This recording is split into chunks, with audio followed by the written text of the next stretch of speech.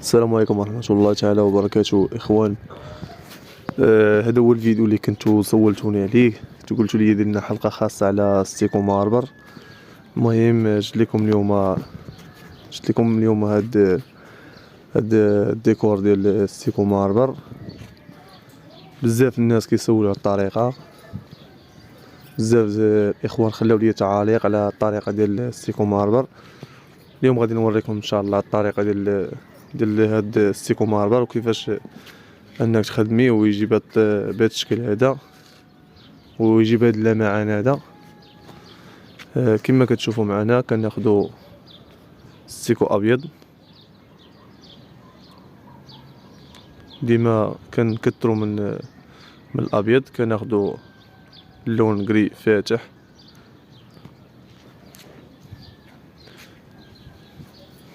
كناخذوا القليل عاوتاني من الكري مغلوق، كنميلونجيوهم مع بعضياتهم على هذا الشكل هذا كما غتشوفوا معنا. اخوان، للتذكير غادي نقول لكم واحد المساله اللي بزاف ديال الناس كيشوفوها وما كيعرفوش كيفاش انك كدير طبقه واحده فوق من الابيض صافي وكتستيكي كيطلع البريو. بعد ما كنضربوا هاد الطبقه الاخيره اللي كتشوفوا معايا اللي كندير فيها دابا، كنكون دوزت واحد جوج طبقات ديال ستيكو ابيض مشارجين. عاد ملي كيكرموا عاد كندوز هاد الطبقه الاخيره اللي كتكون بالابيض والكري مفتوح والكري مغلوق، كنميلونجيهم مع بعضياتهم هما باش كيعطيوني هاد الطريقه هذه. دائما ملي كتكون بادي في الفاس كنبدا يا اما من التحت يا اما من الفوق، وكنتم غادي بيه فوسيكير شكل مائلي، وكنتم غادي بيه مقاد يعني ضربه فوق من ختا. كل ما كنضرب الضربه ديالي مثلا كنعمر ديك لابارتي ديالي كنبقى كنستيكيها شويه بشويه. حاول انك في الضربه الاولى ملي كتكون يلاه عمرتيها ما تستيكيش بجد، يعني ما توركش على الموس بزاف. الا ورقتي بزاف كيكون الحيط تشرب ديك السلعه كتبدا كتقشر لك. غالبا هاد المساله هذه راه كتكونوا طحتوا فيها بزاف، حيت بزاف ديال الاخوان كيجيو عندي كيقولوا لي راه كندير مترو ديال الستيكو كنستيكيه في البلاصه كيتقشر ليا. غالبا هاد الشيء كيطرا في الحال البارد. الحال البارد كتكون الصباغه ما كتشربش دغيا، يعني خاصك تعطيها واحد شويه ديال الوقت فين يبان لك الحيط تشرب شويه. ديك الساعه يمكن لك تستيكيها وما تخافش منها. الضربه الاولى ملي كتبغي تستيكيها ما خاصكش تورك بزاف، غير تدويزه تكون خفيفه. الا وركتي بزاف كتقلع الصباغه كيكون شربها الحيط. ملي كتورك كطلعها، يعني كدير غير تستيكه كما كنقولوا حنايا كنهبوا على الحيط، غير تهبهيبه على الحيط بشويه ومن بعد كتورك ماشي مشكل. ديك الساعه ملي كيشرب الحيط واخا تورك من بعد ما كتستيكي الحيط. يعني الطريقه ديال هاد الستيكاج هادي كنستيكيو الحيط ما نخليوش فيه دوك الخطوطه ديال الموس، ما كنخليوش فيه لي كران باش كتجي واحد المرحله ديال الليمون. ديك المرحله ديال الليمون كناخذوا واحد الكارطه ديال النمره، يا اما نمره 1500 نمره 2000 نمره 3000، كاين ارقام في هاد الكارطه هادي. المهم راه غادي تشوفوا معايا، راه خليتها في واحد الفيديو. المهم غادي نوريها لكم في هاد الفيديو ان شاء الله. هاد الفيديو غادي نخصصوا فيه غير طريقه العمل هاد الديكور. الفيديو الاخر غادي نوريكم الطريقه ديال السيراج وغتشوفوا معنا الستيكاج ديال الكارطه. المهم كما كتشوفوا معنا هذه هي الطريقه كنخدموا على هذا الشكل هذا. فيما كتسالي لنا السلعه كنبقاو كنديروا سلعه اخرى وكنعمروا، يعني ما نبقاوش خدامين بها حيت ما يبقاش فيها اللون. شوفوا معايا غير الطريقه بشويه بشويه حتى تتعلم، يعني حتى حاجه ما صعيبه. الا شدتي مزيان وكملتي الفيديو راه غادي تستافد. يعني خاصك تتبع الطريقه من الاول حتى الاخر، واللي ما فهمش شي حاجه يخليها ليا في التعليق لتحت. المهم ما تنساوناش الاخوان باشتراك القناه وما تنساوناش بتفعيل زر الجرس الا كنتي يلاه مشترك جديد، ولي لايك ديالكم. كنتمنى ان الفيديو ينال اعجابكم واللي عجباتو القناه ديالنا ما يبخلش علينا دير ليها مشاركه مع الاصدقاء باش الكل يستافد. كما قلت لكم الحلقه الجايه غادي نخلي لكم حلقه خاصه على السراج، وتشوفوا الطريقه ديال السراج اللي كنخدم بها انايا بدون استيكاج. وحتى الناس اللي خايبغيو يديروا السراج ويبغيو يستيكو، غادي نوريكم الطريقه كيفاش تخلطوا عاوتاني، حيت السراج عنده طرق خاصه. تقدر انك تطلع ستيكو مزيان، ولكن غتجيب حتى السراج تقدر تخرج على كل شيء.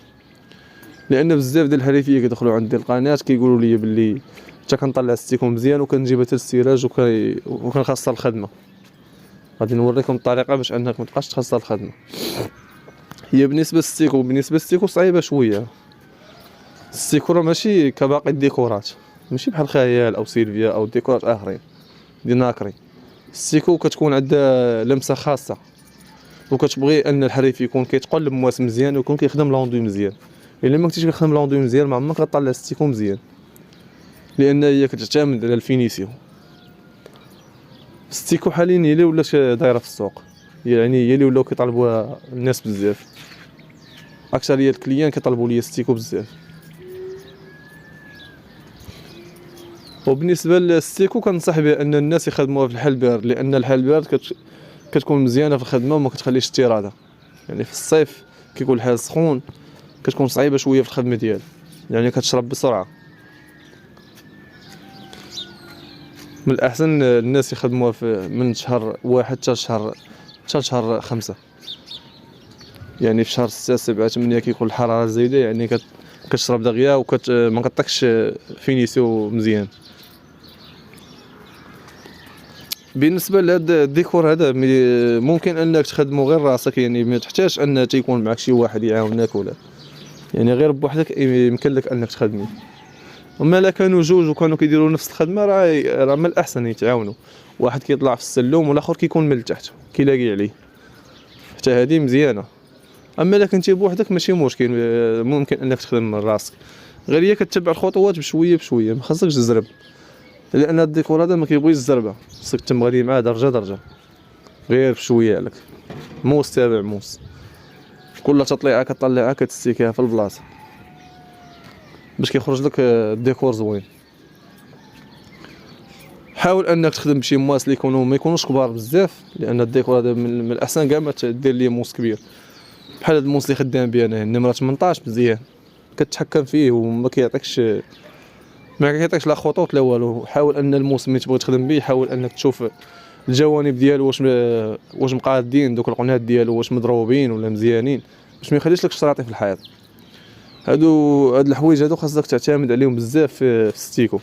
اول ما كتحط الموس على الحيط كتقلب الموس هو الاول، ما يكونش كيشرط، ما يكونش مضروب. مثلا خدمتي به واحد المسافه، حاول انك تحكو بالكارطه نمره 320 ولا النمره 400، المهم كارطه تكون ملسه باش ما يشرطش الحيط.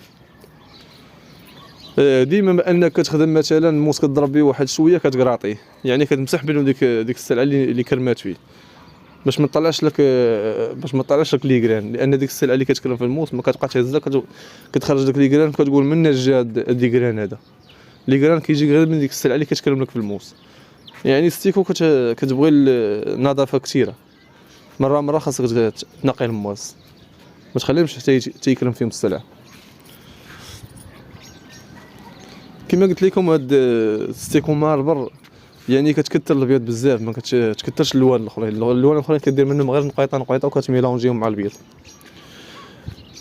ان شاء الله في حلقه اخرى ان شاء الله غادي ندير لكم ستيكو ماربل، غادي ندير لكم بثلاثه الالوان ان شاء الله، ولكن ما يكونوا مغايرين على الكري. غتشوفوا حتى الالوان الاخرين كيفاش كيطلع فيهم هاد الماربل هذا. بزاف ديال الطرق فيه، غادي نخدم معكم اي طريقه طاحت لي في البال غادي نخدمها معكم ونشاركها معكم. غادي نوريكم هاد البارطمه اللي خدمت فيها، غادي نوريكم الشكل النهائي ديالها كيفاش جات. غتشوفوا معايا الصالون دوزناه بستيكو ابيض ومعرق بعريقات بالذهبي، عريقات رقاق. غادي نشاركهم معكم ان شاء الله في حلقه اخرى ان شاء الله من بعد السراج. كنعاود نكرر اخوان اللي مازال ما اشتركش في القناه يدير اشتراك في القناه ويدعمنا ويدير مشاركه للفيديو.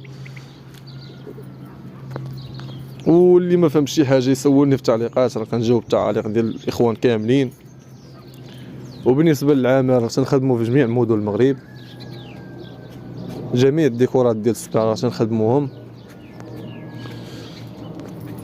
بالنسبه للاخوه اللي مازال يلاه كيتعلموا الخدمه، كنبغي نقول لك اخويا سير تعلم لك في المواس مزيان، تعلم تضرب لونطوي مزيان، وديك الساعه من بعد تريني في الستيكو راه عندها مراحل كثيره، يعني راه فيها بزاف ديال الطرق باش انك تخدم الستيكو راه من اصعب الديكورات ديال الصباغه، هي الستيكو.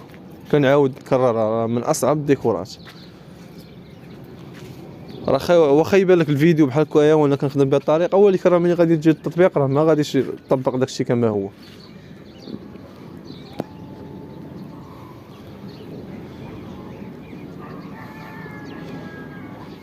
المهم كما كتشوفوا معنا الفيديو الاخوان،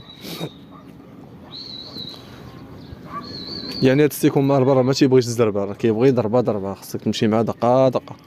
الا زربتي غتخسر كلشي. داكشي علاش هو اللي غالي في الصباغه كاملين.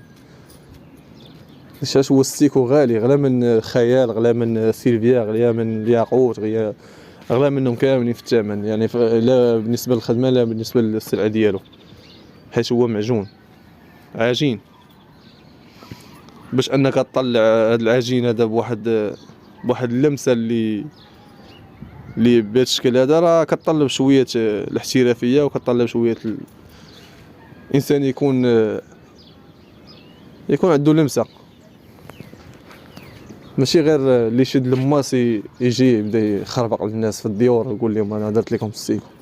لان بزاف ديال الخدامين عاودتهم انا بالسيكو، لا داعي لاذكار الاسماء ديال الاخوه اللي خدموا داكشي، ولكن راه كندخل شي ديور، راه كنعاود شي ديور كوارث، الحيط كيبان لك كله مقبوش، البريو ما طالعش، حتى حاجه ما طالعه هي هذيك،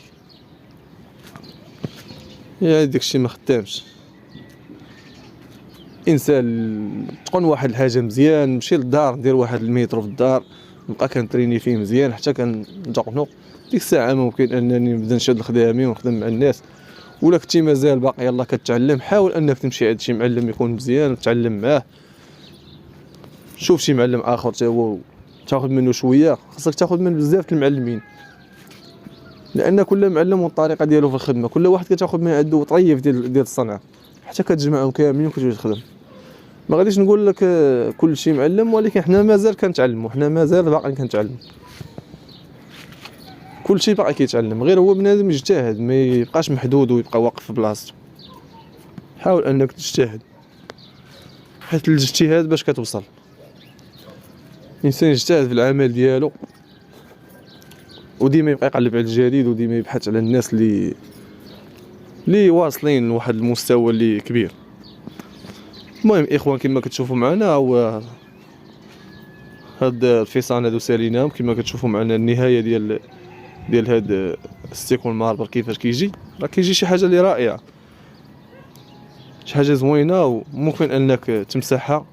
راه كنديروا لها السراج الحمايه ديالها، ممكن انك تمسحها، كتنظف بسهوله. الا كانت مخدومه مزيان وطالع فيها البريو مزيان، راه كتنظف ساهله.